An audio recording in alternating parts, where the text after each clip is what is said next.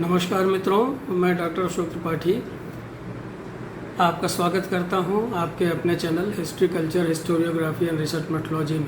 मित्रों, अभी 2 दिन पहले मैंने द्वितीय विश्व युद्ध के कारणों के ऊपर एक वीडियो डाली थी। आज उसी को आगे बढ़ाते हुए द्वितीय विश्व युद्ध के परिणामों के बारे में हम चर्चा करेंगे। लेकिन उसके पहले एक बार फिर से मैं आपसे अपील करूंगा कि आप जैसे अच्छा रिस्पांस देते रहे हैं मुझे, वैसे रिस्पांस देते रहिए और इस चैनल को आप लाइक कीजिए और सब्सक्राइब कीजिए, जिससे कि आपको जो नई नई वीडियोस वगैरह बनती हैं तो वो आपका उनकी उसकी सूचना मिलती रहे। साथ ही साथ ये भी है कि मुझे भी कुछ नया करने का इंस्पिरेशन मिलता रहेगा, क्योंकि मेरी इंस्पिरेशन जो है वो आप लोग ही हैं। तो आइए चर्चा करते हैं हम द्वितीय विश्व युद्ध के परिणामों के ऊपर। मित्रों, द्वितीय विश्व युद्ध के परिणामों की अगर हम बात करें तो हम अगर प्रथम विश्व युद्ध के परिणामों से इसकी तुलना करें तो हम ये देखते हैं कि प्रथम विश्व युद्ध के बाद भी जो है बहुत सारे आर्थिक सामाजिक ट्रांसफॉर्मेशंस हुए थे, परिवर्तन हुए थे, और साथ ही साथ बहुत सारे जो जिसे हम अंग्रेजी में कहते हैं पॉलिटिकल अपहीवल्स, तो यानी कि राजनीतिक उथल पुथल हमें देखने को मिला था।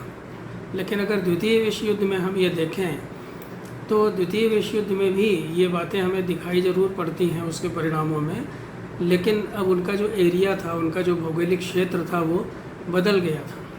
1919 में अगर आप ये देखें तो जो अधिकतर जो परिवर्तन आए थे वो वेस्टर्न यूरोप में आए थे या पश्चिमी यूरोप में और सेंट्रल यूरोप में आए थे, और वहाँ पे जो है आर्थिक सामाजिक ट्रांसफॉर्मेशंस जिसे कहते हैं बहुत ज़्यादा हुए थे। जर्मनी में, इटली में ज़रूर कुछ पॉलिटिकल अपहीवल्स हुए थे, लेकिन वो तुरंत नहीं हुए थे, उसमें थोड़ा समय लगा था।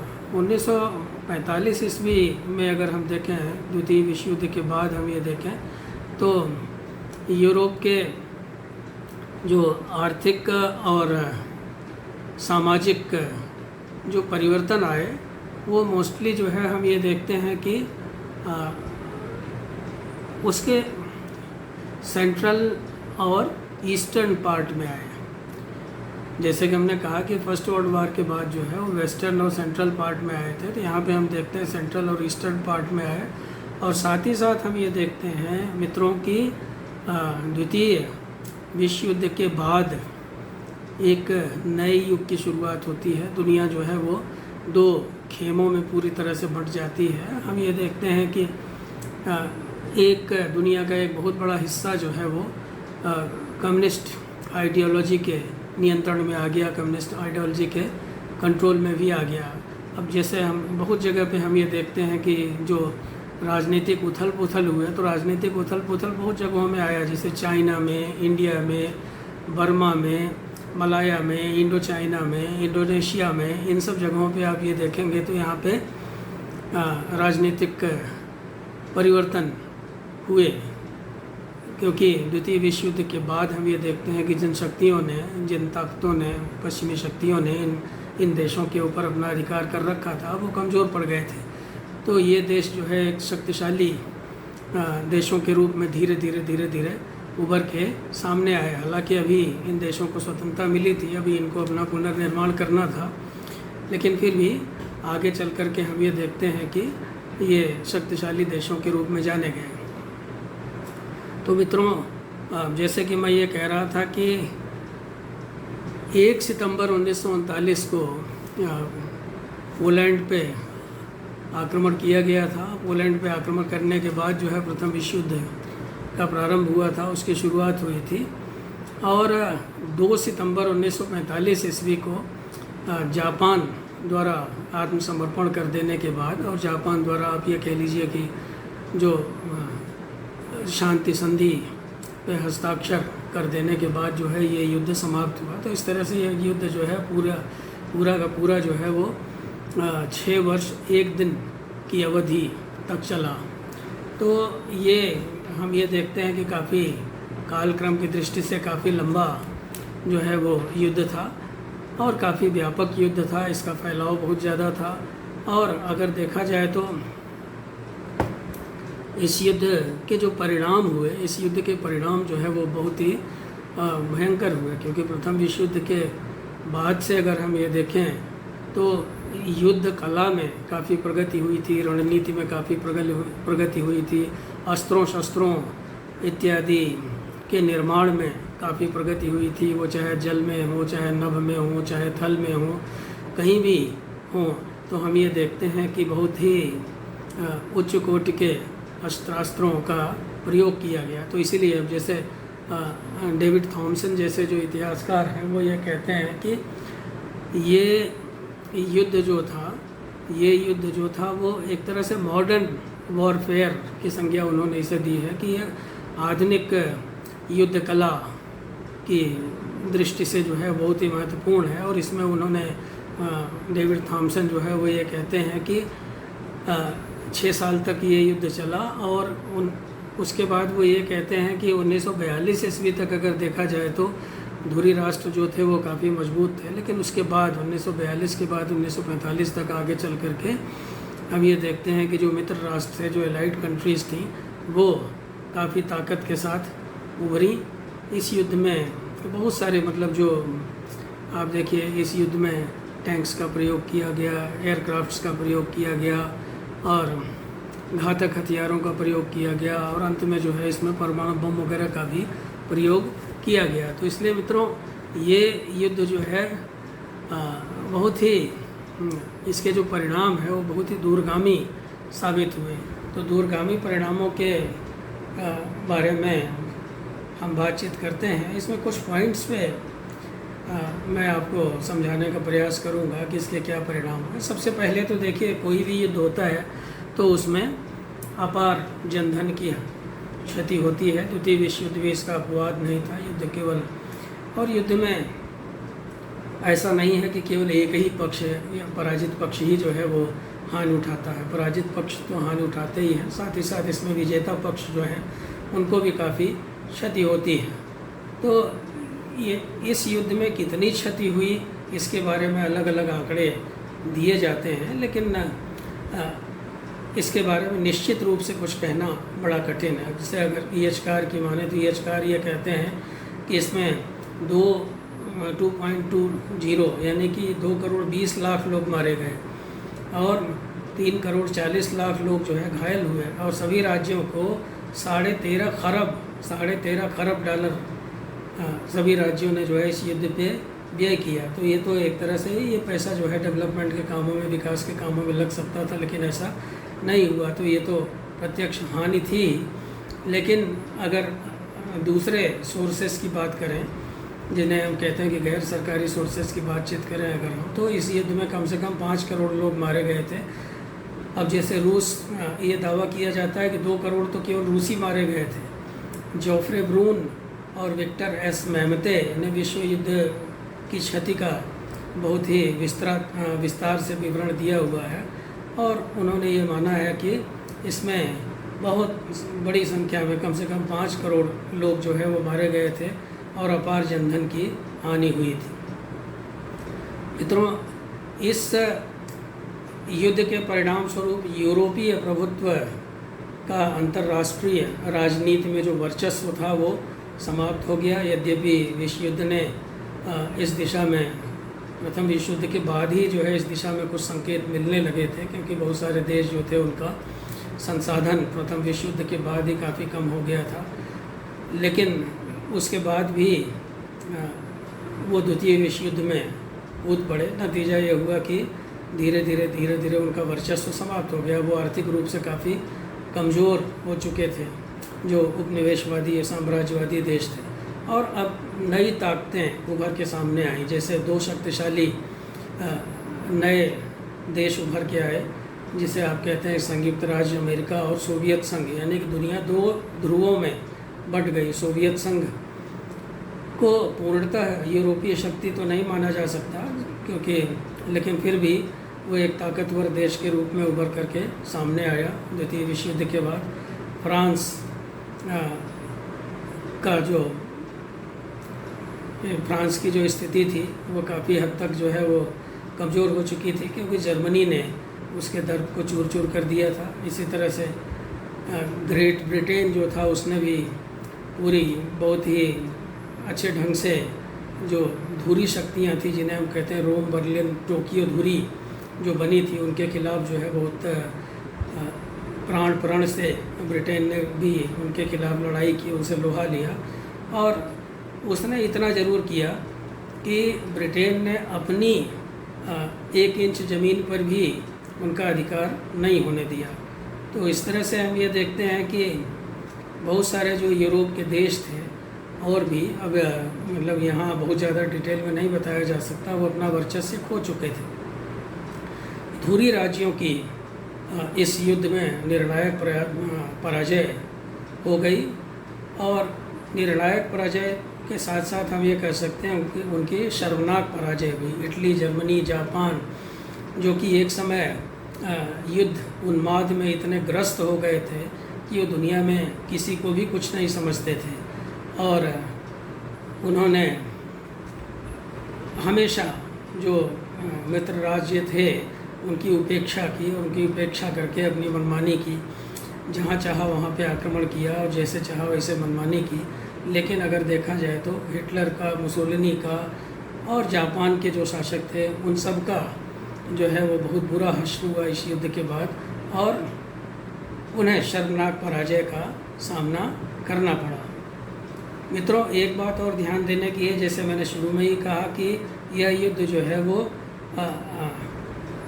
वारफेयर और तकनीक की दृष्टि से बड़ा महत्वपूर्ण था।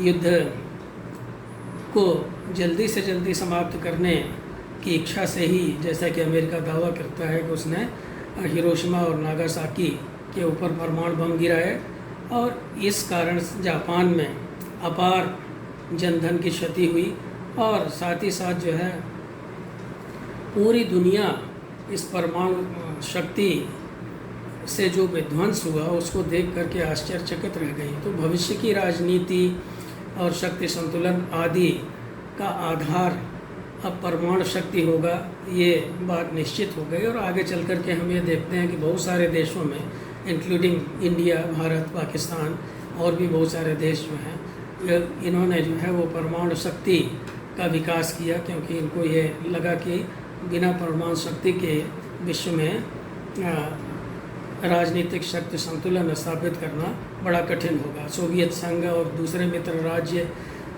जो थे, उन्होंने, चीन ने, भारत ने, पाकिस्तान में, सब ने जो है वो परमाणु क्षमता हासिल की, मतलब जितने भी ताकतवर देश हैं। तो आज हम कह सकते हैं कि दुनिया जो है आज बारूद के ढेर पर खड़ी हुई है, जो कि मतलब मानवता के लिए अच्छी बात नहीं है कि जो परमाणु शक्ति जो है वो उसका उपयोग विकास में होना चाहिए, लेकिन दुनिया के देश उसे एक डेटरेंट के रूप में इस्तेमाल कर रहे हैं। साथ ही साथ मित्रों, द्वितीय विश्व युद्ध के परिणाम स्वरूप अफ्रीकी और एशियाई देशों में जागरण हुआ। यहाँ पे जो राष्ट्रीय आंदोलन थे वो राष्ट्रीय आंदोलन तेज हो गए और उग्र होने लगे। स्वतंत्रता की मांग काफ़ी तेज़ी से होने लगी। नतीजा ये हुआ, अब जैसे आप भारत को ही देख लें कि भारत को स्वतंत्रता देने के लिए जो ब्रिटिश सरकार थी वो मजबूर हो गई। इसी तरह से कई फ्रेंच, डच इत्यादि जो थे ब्रिटिशर्स के साथ ही, वो भी अपनी ताकत जो है वो खो चुके थे या वो बहुत कमज़ोर हो गए थे, तो उन्हें भी धीरे धीरे अपने उपनिवेशों को स्वतंत्र करना पड़ा। जैसे बहुत सारे देश भारत के अलावा कंबोडिया, लाओस, वियतनाम, आगे चल कर के हम देखते हैं चाइना, इंडोनेशिया, सुमात्रा, बोर्नियो, ये सब देश जो है धीरे धीरे स्वतंत्र हो गए। साथ ही साथ मित्रों, द्वितीय विश्व युद्ध का एक परिणाम और हुआ। जैसे मैंने कहा कि दुनिया खेमों में बंटने लगी, तो जो दो प्रमुख गुट थे, एक सोवियत संघ का गुट था जो कम्युनिस्ट विचारधारा का पालन पोषण करता था, दूसरे जो संयुक्त राज्य अमेरिका का गुट था जो पूंजीवादी विचारधारा का पालन पोषण करता था। तो इन्होंने अनेक संगठन बनाए। अब जैसे अमेरिकन नेतृत्व वाले पश्चिमी गुट ने जो है वो नाटो नामक संगठन बनाया, नॉर्थ अटलांटिक ट्रीटी ऑर्गेनाइजेशन। इसी तरह से दक्षिण पूर्वी एशिया संधि संगठन एक बना, जिसे और साथ ही साथ जिसे सियाटो बोलते हैं। इसी तरह से साम्यवादी गुट में वारसा पैक्ट जो है नामक एक गुट बना। तो इस तरह से दुनिया जो है फिर से अलग अलग गुटों में बंटने लगी। और लेकिन इनमें दो गुट जो थे वो सबसे प्रभावशाली गुट थे। दोनों गुटों के बीच एक तरह से कहा जाए तो महायुद्ध लड़ा गया था। धुरी राज्यों के निर्णायक पराजय से इस गुट के विनाश के पश्चात तो गुटबाजी का खामना हो जाना चाहिए था। लेकिन अब यहाँ दो नए गुट सामने आ गए। जैसे कि मैं बार बार कह रहा हूँ, अमेरिका और सोवियत संघ जो है इनके पीछे दुनिया चलने लगी। बहुत सारे देश जो है जो साम्यवादी विचारधारा में विश्वास रखते थे वो सोवियत संघ के साथ हो लिए। बहुत सारे देश जो कि पूंजीवादी लोकतंत्रवादी विचारधारा में विश्वास रखते थे वो अमेरिका के साथ हो लिए। तो विश्व के अधिकांश राष्ट्र जो है इन्हीं दोनों खेमों में बट गए। हालांकि कुछ देशों ने जैसे भारत, यूगोस्लाविया, मिस्र इत्यादि ने मिलकर के एक नया गुट बनाया जिसे नॉन अलाइनमेंट गुट कहा जाता है, यानी कि निर्गुट। उन्होंने एक निर्गुट सम्मेलन का गठन किया जो कि आज भी चल रहा है। इसकी बैठकें आज भी होती हैं, जो कि इनका तर्क ये था कि हम किसी भी महाशक्ति के पीछे नहीं चलेंगे और न्यूट्रल रहेंगे, तटस्थ रहेंगे। तो तटस्थ देशों को निर्गुट कहा गया। इसके अलावा मित्रों, शीत युद्ध का प्रारंभ हुआ। द्वितीय विश्व युद्ध के बाद एक नए प्रकार का युद्ध प्रारंभ हो गया जिसमें हथियारों का प्रयोग नहीं होता था। इसमें किसी तरह से आमने सामने की लड़ाई नहीं होती थी। यह एक तरह का प्रोपोगंडा था। दोनों गुट जो रूस और अमेरिका के पीछे चलने वाले देश थे, जो दो गुटों में बंट गए थे, एक दूसरे के खिलाफ प्रोपोगंडा करते रहते थे, एक दूसरे पे कटु आरोप लगाते थे, एक दूसरे को धमकी देते थे, एक दूसरे की नीतियों की निंदा करते थे, आलोचना करते थे, एक दूसरे के प्रति दुष्प्रचार करते थे। तो इस तरह से जो है देखा जाए तो ये दोनों ही गुट जो है वो सारे संसार का मसीहा अपने आप को दिखाने का प्रयास कर रहे थे। तो अंतर्राष्ट्रीय राजनीति में इन्हीं दोनों गुटों का दबदबा था। नतीजा ये हुआ कि इसे शीत युद्ध का नाम दिया गया और ये युद्ध जो है वो एक अंतहीन युद्ध था। और इन दोनों पक्षों ने ये दो महाशक्तियाँ चूँकि दुनिया में हो गई, नतीजा ये हुआ कि एक बार फिर से हथियारों की होड़ दुनिया में प्रारंभ हो गई। यद्यपि समय समय पर निशस्त्रीकरण सम्मेलन इत्यादि होते रहे, लेकिन उनका कोई प्रभाव नहीं पड़ता था। उस समय सम्मेलन में तो लोग हाँ हाँ कर लेते थे, लेकिन बाद में फिर हथियार इकट्ठा करने लगते थे। इसके अलावा मित्रों, ये युग जो था द्वितीय विश्व युद्ध के बाद का जो युग था वो तकनीकी और वैज्ञानिक प्रगति का युग था, जिसकी शुरुआत दो विश्व युद्धों के बीच में ही हो गई थी। और हम ये देखते हैं कि ढेर सारे अनुसंधान हुए, ढेर सारी वैज्ञानिक खोजें हुई और तमाम जैसे युद्ध से संबंधित तमाम चीज़ें, रडार, जेट विमान, रेडियो, फिर आगे चल के टेलीविज़न इत्यादि जो है इन सब की खोज की गई। जर्मन वैज्ञानिकों ने जो है वो बहुत सारे नए नए मिसाइल्स, प्रक्षेपास्त्र इत्यादि की खोज की। और युद्ध के दबाव के कारण ये रबड़, खनिज आदि कच्चे माल जो थे वो विकल्प के रूप में इस्तेमाल किए जाने लगे। प्लास्टिक, रेयन, एलॉय और चमत्कारिक ढेर सारी औषधियाँ इत्यादि जो है वो सब विश्व युद्ध की ही देन है। तो हम ये देखते हैं मेडिकल साइंस में भी काफ़ी प्रगति हुई, चूँकि विश्व युद्ध के दौरान जो है बहुत सारे लोग घायल होते थे, बहुत सारे लोग जो है वो मर जाते थे, बहुत सारे लोग जो थे वो तरह तरह की बीमारियों से ग्रस्त हो जाते थे। तो मेडिकल साइंस में तरह तरह की नई नई दवाइयों की खोज की गई, बहुत सारे टीके वगैरह भी विकसित किए गए, तो उसकी भी प्रगति हुई। नर्सिंग वगैरह में भी जो है काफ़ी प्रगति हुई। बहुत सारे लोग सेवा भावना से दुनिया के किसी भी युद्ध क्षेत्र में चले जाते थे और वहाँ जाके जो पीड़ित लोग थे उनकी सेवा किया करते थे। मित्रों, इस युद्ध के कुछ सांस्कृतिक प्रभाव भी पड़े। द्वितीय विश्व युद्ध ने सांस्कृतिक पक्ष को भी दुनिया के प्रभावित किया। सामाजिक, कला, साहित्य इत्यादि क्षेत्र में हम ये देखते हैं कि विश्व युद्ध का प्रभाव देखा जा सकता है।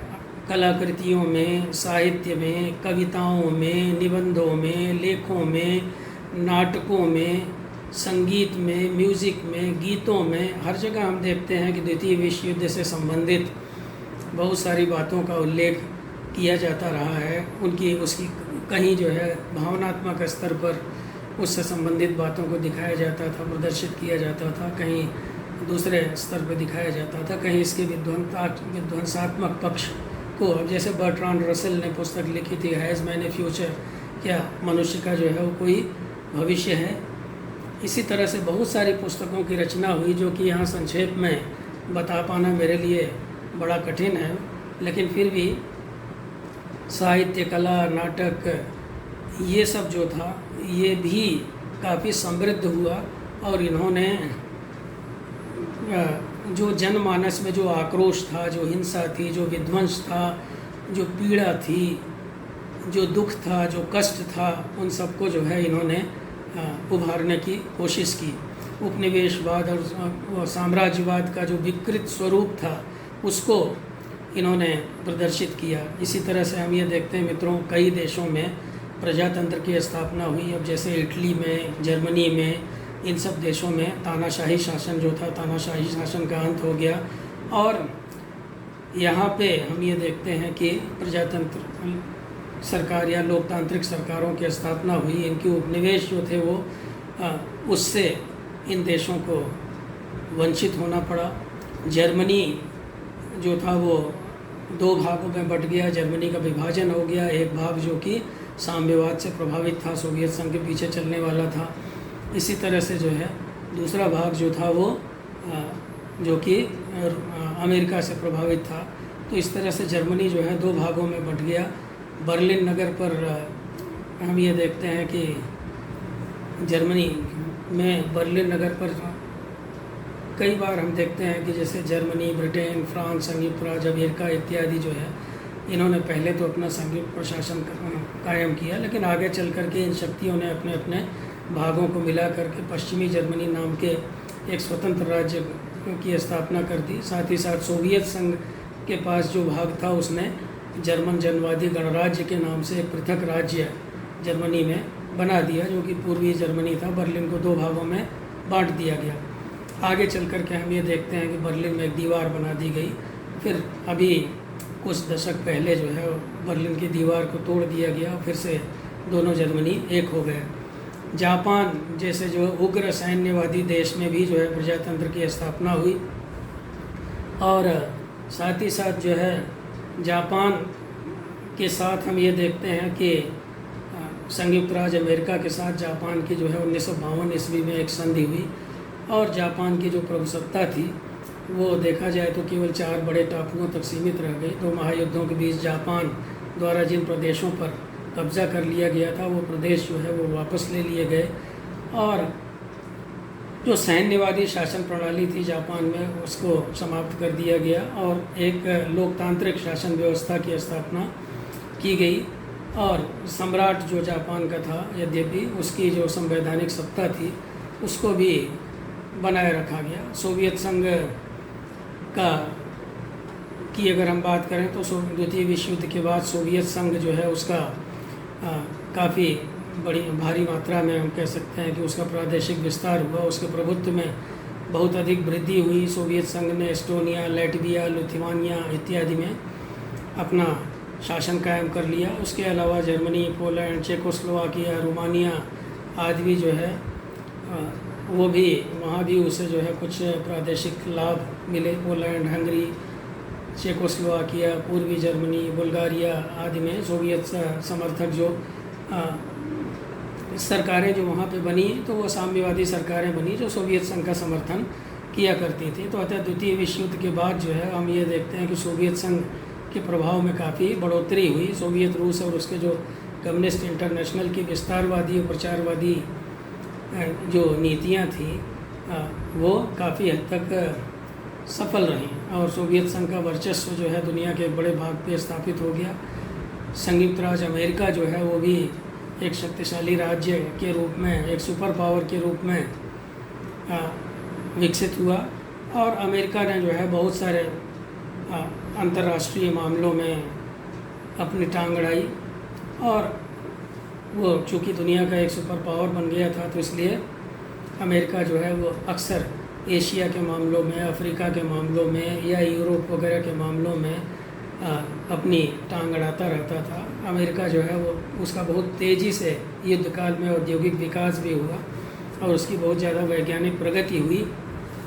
तो इसलिए मित्रों, अगर देखा जाए तो अमेरिका आज भी दुनिया का एक सुपर पावर है।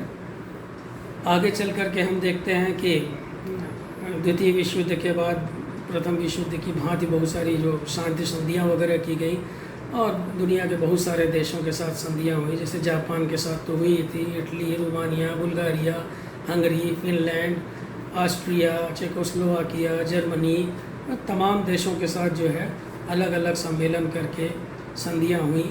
कुछ संधियाँ तुरंत हुई, कुछ जो है कुछ वर्षों के बाद हुई और फिर उनको क्रियान्वित किया गया। और अंतिम बात जो मैं आपको कहना चाहता हूँ, मैं बहुत जल्दी आपको ज़्यादा से ज़्यादा बातें छोटे से वीडियो में बताने की कोशिश कर रहा हूँ। अंतिम बात जो है वो ये थी संयुक्त राष्ट्र संघ की स्थापना।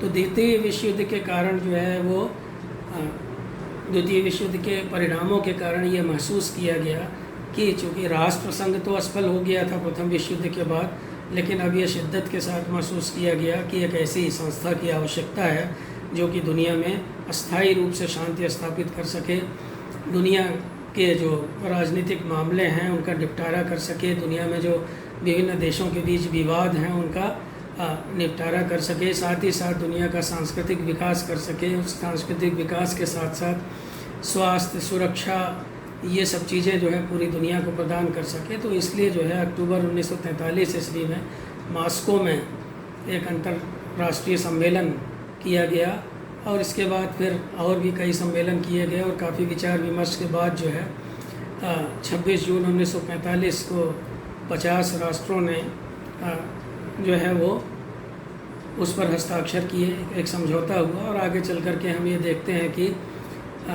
इनकी संख्या और बढ़ी। तो 24 अक्टूबर 1945 ईस्वी को संयुक्त राष्ट्र संघ को विधिवत लागू किया गया। तो इस प्रकार मित्रों मैंने कोशिश की कि छोटे से वीडियो में आपको द्वितीय विश्व युद्ध के परिणामों के बारे में बताऊं, तो इसके परिणाम दूरगामी हुए। उम्मीद है कि आपको द्वितीय विश्व युद्ध के परिणामों की एक आइडिया निश्चित रूप से हो गई होगी। अगर आपको वीडियो अच्छा लगा हो तो आप मेरे चैनल को लाइक करें और सब्सक्राइब अवश्य करें और साथ ही साथ कमेंट भी करें और जिस विषय पे आपको वीडियो चाहे उसकी डिमांड भी करें, कमेंट बॉक्स में लिखें। बहुत बहुत शुक्रिया। नमस्कार, शुभ दिवस।